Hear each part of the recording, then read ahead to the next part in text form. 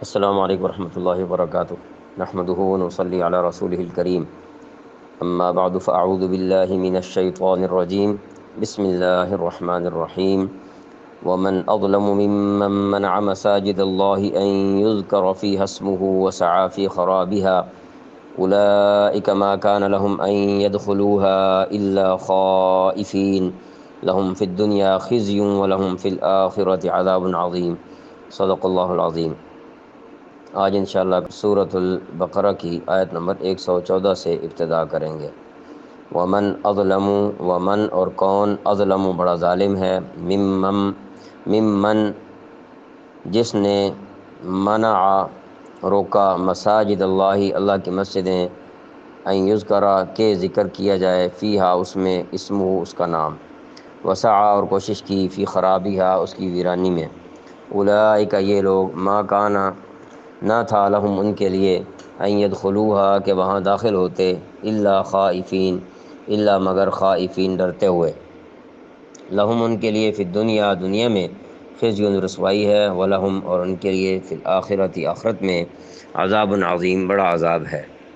ومن اظلم ممن منع مساجد اللہ ان یذکر فیہا اسمہ، اور اس شخص سے بڑا ظالم کون ہوگا جو اللہ تعالیٰ کی مسجدوں پر اس بات کی پابندی لگا دے، اس بات کی بندش لگا دے کہ ان میں اللہ تعالیٰ کا نام لیا جائے، وسعی فی خرابیہا اور ان کو ویران کرنے کی کوشش کرے۔ تو یاد رہے کہ بنیادی طور پر یہ بات یہود و نصارہ اور مشرکین کے متعلق ہو رہی ہے، اور اس سے بعد والوں کو بھی سبق ملتا ہے کہ مساجد کے ساتھ ان کو کیا معاملہ کرنا چاہیے۔ یہود و نصارہ اور مشرکین عرب، یہ تینوں گروہ جو ہیں، کسی نہ کسی زمانے میں، کسی نہ کسی شکل میں اللہ تعالیٰ کی عبادت گاہوں کی بے حرمتی کے مرتکب ہوئے ہیں۔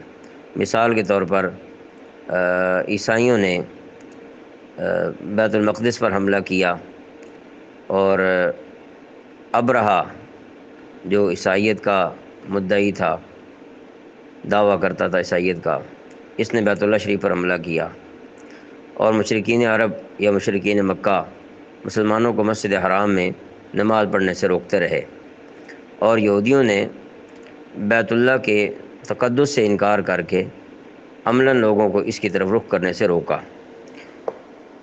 جو تحویل قبلہ کا ذکر قرآن کریم میں آتا ہے۔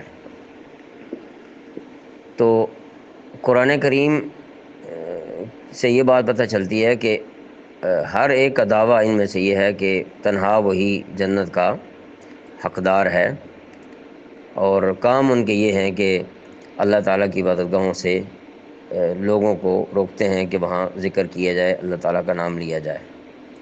تو یہ بھی ساتھ بتا دیا کہ یہ بڑے ظلم کی بات ہے، اس سے بڑا ظالم کون ہوگا جو اللہ تعالیٰ کے گھروں میں لوگوں کو اللہ کی عبادت کرنے سے روکتا ہے۔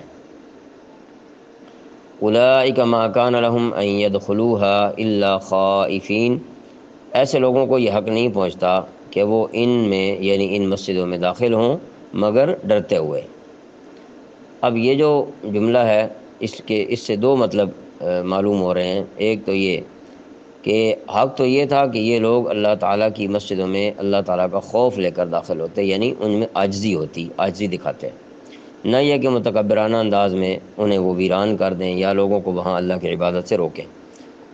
نمبر دو، اس میں اشارہ ہے کہ عنقریب وہ وقت آنے والا ہے جب یہ متکبر لوگ جو اللہ تعالیٰ کی مسجدوں سے لوگوں کو روک رہے ہیں، حق پرستوں کے سامنے ایسے مغلوب ہو جائیں گے کہ انہیں خود ان کی جگہوں پر ڈر ڈر کر داخل ہونا پڑے گا، یعنی اپنے ہی گھر میں ڈر کے داخل ہوں گے، اپنے علاقے میں انہیں خوف ہوگا داخل ہوتے ہوئے۔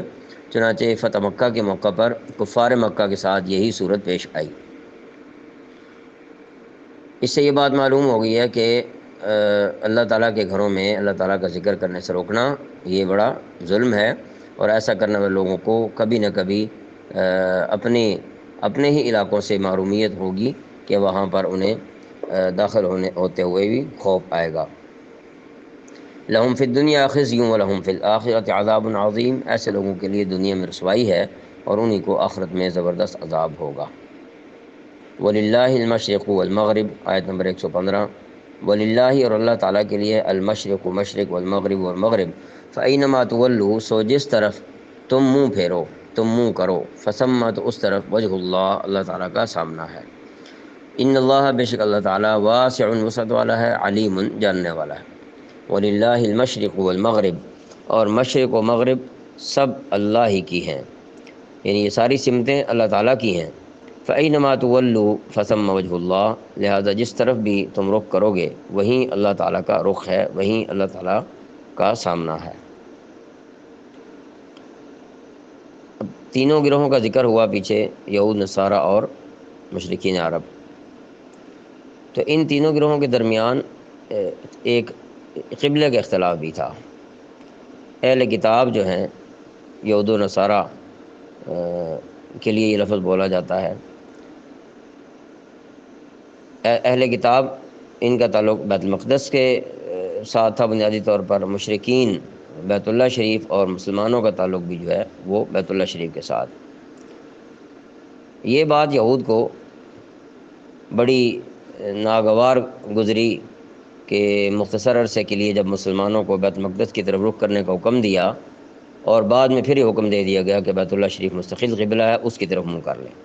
جب عارضی حکم ہوا بیت المقدس کی طرف منہ کرنے کا تو خوش ہوئے وہ لوگ کہ دیکھو جی ہم ہی ٹھیک ہیں، اور ہمارے بیت المقدس کی طرف مسلمانوں کو رخ کرنے کا حکم دیا گیا ہے۔ مگر بعد میں جب مستقل قبلہ بیت اللہ شریف کو قرار دیا گیا تو اس سے وہ ناگواری ان کو ہوئی۔ اچھا، تو یہ آیت بظاہر اس موقع پر نازل ہوئی ہے جب مسلمان بیت المقدس کی طرف رخ کر کے نماز پڑھ رہے تھے۔ تو مقصود بتانا کیا ہے یہاں پر؟ مقصود یہ ہے کہ کوئی بھی سمت اپنی ذات میں کسی تقدس کی حامل نہیں ہوتی۔ کسی بھی جگہ یا کسی بھی سمت میں اگر کوئی تقدس آتا ہے تو وہ اللہ تعالیٰ کے حکم کی وجہ سے آتا ہے۔ مشرق و مغرب سب اللہ تعالیٰ کی مخلوق اور اسی کی تابع فرمان ہے۔ تو اللہ تعالیٰ کسی ایک جہت میں محدود نہیں، وہ ہر جگہ موجود ہے۔ اس لیے یہ فرمایا وَلِلَّهِ الْمَشْرِقُ وَالْمَغْرِبُ فَأَيْنَمَا تُوَلُّوا فَثَمَّ وَجْهُ اللّہ۔ تو یعنی مقصد یہ ہے کہ اگر بیت المقدس کی طرف منہ کرنے کا اللہ تعالیٰ نے حکم دیا تو اللہ تعالیٰ کی ذات کو ادھر بھی پاؤ گے، اور اگر بیت اللہ کی طرف اس نے حکم دے دیا ہے تو ادھر منہ کرو گے، ادھر بھی اللہ تعالیٰ کی ذات کو پاؤ گے۔ لہذا سمتوں کی وجہ سے نافرمانی کرنے کا کوئی مطلب نہیں بنتا۔ ان اللہ واسع علیم بے شک اللہ تعالیٰ بہت وسعت والا ہے، بڑا علم رکھنے والا ہے۔ آیت نمبر 116 وقالوا اتخذ اللہ اور انہوں نے کہا بنا لیا اللہ تعالیٰ نے ولدن بیٹا یا اولاد، سبحانہ وہ پاک ہے، بلکہ لہو اسی کے لیے ہے، ما فی السماوات والارض جو کچھ آسمانوں اور زمین میں ہے، کلن سب لہو اسی کے ہیں، قانتون زیر فرمان تابع دار۔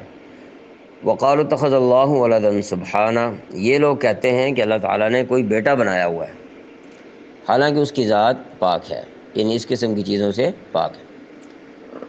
بل لہ ما فی السماوات والارض بلکہ آسمان اور زمین میں جو کچھ ہے سب اسی کا ہے، یعنی جب یہ ساری چیزیں اس کی ہیں، اس کی ملکیت ہیں، تو پھر اولاد ان کے لیے کہنا یہ کیسے ممکن ہے؟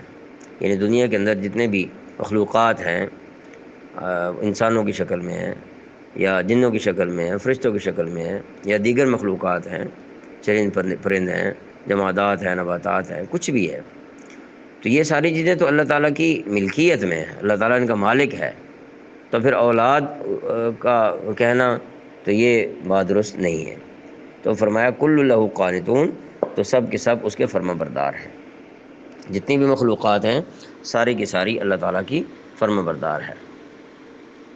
فرمایا بدیع السماوات والارض آیت نمبر 117 بدیع پیدا کرنے والا، السماوات والارض آسمانوں اور زمین، وَإِذَا اور جب قضا وہ فیصلہ کرتا ہے، امراً کسی کام کا، فإنما تو یہی یقول کہتا ہے، لہو اس کے لیے، کن ہو جا، فیکون تو وہ ہو جاتا ہے۔ بدیع السماوات والارض وہ آسمانوں اور زمین کا موجد ہے، موجد یعنی ایجاد کرنے والا ہے، بدیع کا معنی نئے سرے سے پیدا کرنے والا، پہلے اس کا کوئی چیز موجود نہ ہو اور اس کو بنا دیا جائے۔ وَإِذَا قَضَىٰ أَمْرًا فَإِنَّمَا يَقُولُ لَهُ كُن فَيَكُونُ اور جب وہ کسی بات کا فیصلہ کرتا ہے تو اس کے بارے میں بس اتنا کہہ دیتا ہے کہ ہو جا، چنانچہ وہ ہو جاتی ہے۔ اب یہاں پر یہ بات یاد رہے کہ عیسائی حضرت عیسیٰ علیہ السلام کو خدا کا بیٹا کہتے ہیں، بعض یہودی حضرت عزیر علیہ السلام کو کہتے ہیں، کہ اللہ تعالیٰ کے بیٹے ہیں، اور مشرکین مکہ فرشتوں کو اللہ تعالیٰ کی بیٹیاں قرار دیتے۔ اب اس آیت مبارکہ نے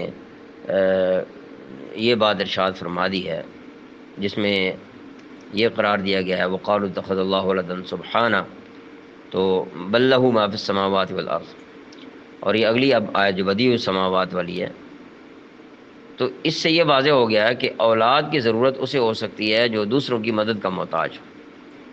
تو جب سب کچھ بننے میں اسی کا محتاج ہے تو اسے تو کسی اولاد وغیرہ کی کوئی ضرورت نہیں ہے کہ وہ ان کی مدد کی اس کو ضرورت ہو، اس لیے وہ بذات خود ہی ان سب چیزوں کا مالک ہے۔